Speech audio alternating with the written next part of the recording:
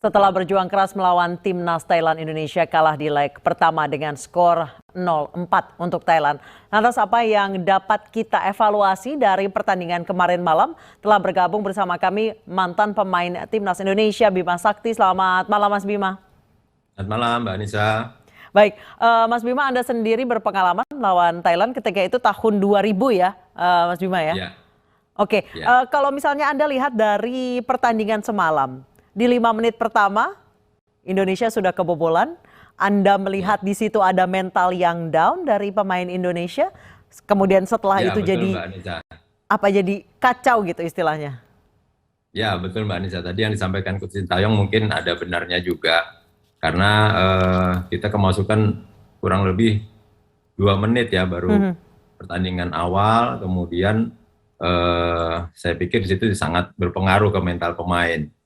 Dan ini sebenarnya tidak boleh terjadi lagi nanti di leg kedua. Pemain harus tetap fokus, tetap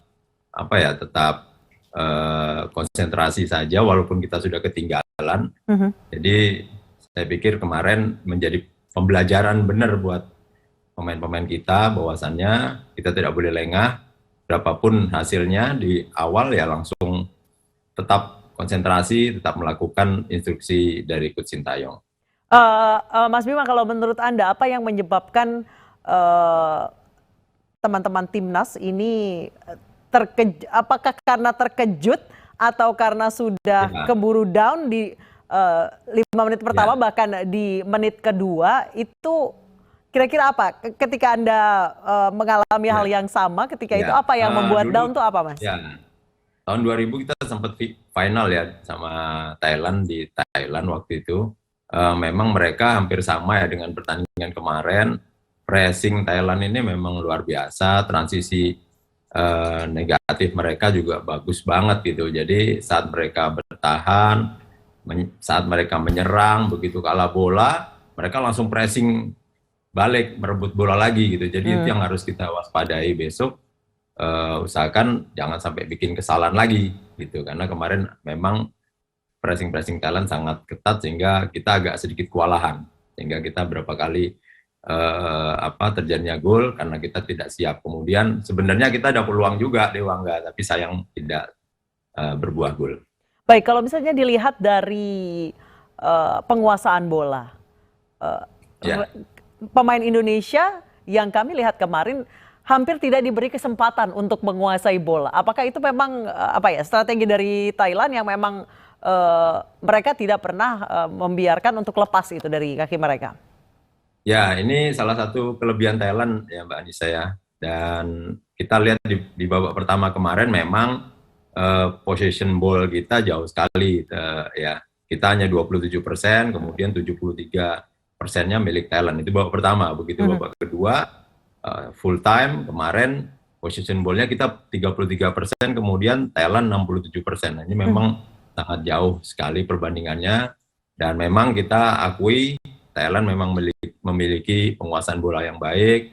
Mereka timnya sudah dipersiapkan lama, kemudian banyak diisi oleh pemain-pemain yang berpengalaman seperti Terasil, Canatip. Saya pikir ini ya menjadi kekuatan buat Thailand. Sedangkan kita banyak pemain muda, saya pikir memang perlu proses, dan pencapaian ini saya pikir ya kita mantan pemain nasional cukup ya bangga dengan prestasi mereka karena banyak diisi pemain muda, dan kita juga patut apresiasi lah kerja mereka bisa sampai di final.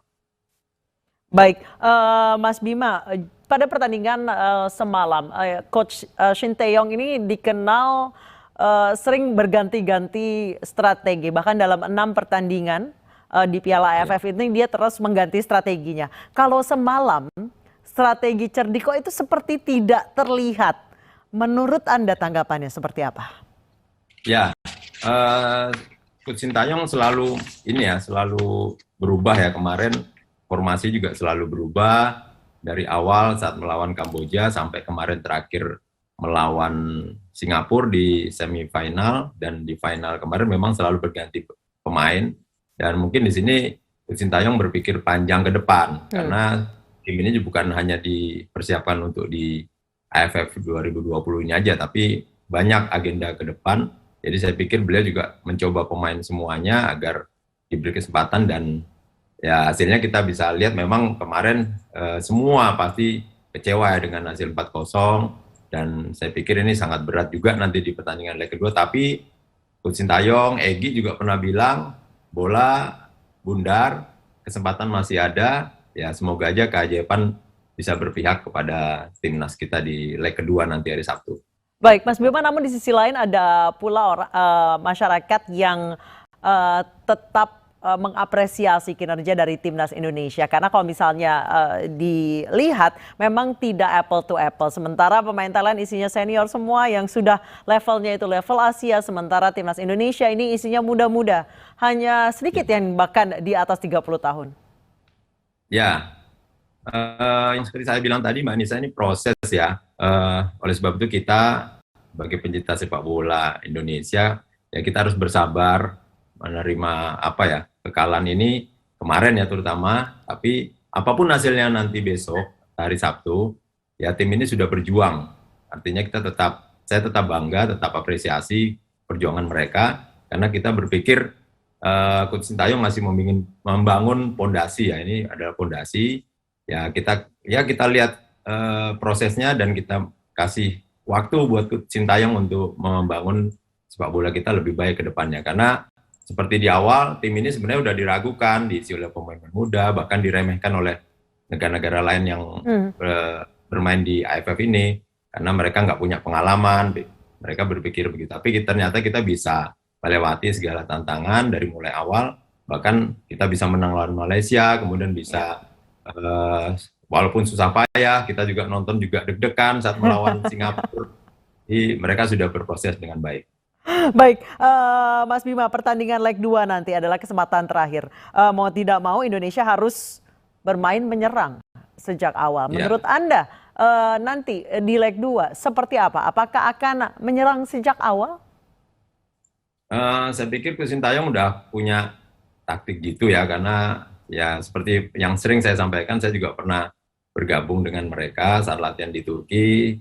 Udah dipersiapkan semua. Saya pikir Coach Sintayong akan bermain lebih terbuka, karena ya udah nothing tulus saja, karena besok hari Sabtu adalah kesempatan ya buat timnas kita untuk bisa memenangkan pertandingan. Ya, itu yang paling terpenting, dan ya semoga aja doa masyarakat semua bisa lebih memotivasi pemain semuanya. Baik, Mas Bima, menurut Anda, jika memainkan strategi menyerang, formasi apa yang paling tepat nanti untuk leg kedua?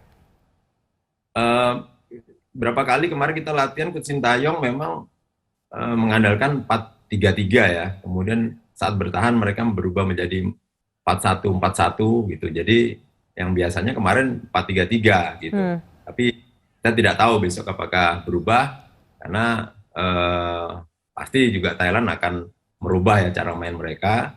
Karena kemarin mereka sempat di babak awal itu 4-3-1-2. Ternyata mereka berubah lagi jadi 4-3-2-1, sehingga yang paling penting ya mental, persiapkan, lupakan pertandingan kemarin, kita kalah 4-0, lupakan semua, fokus ke pertandingan besok hari Sabtu.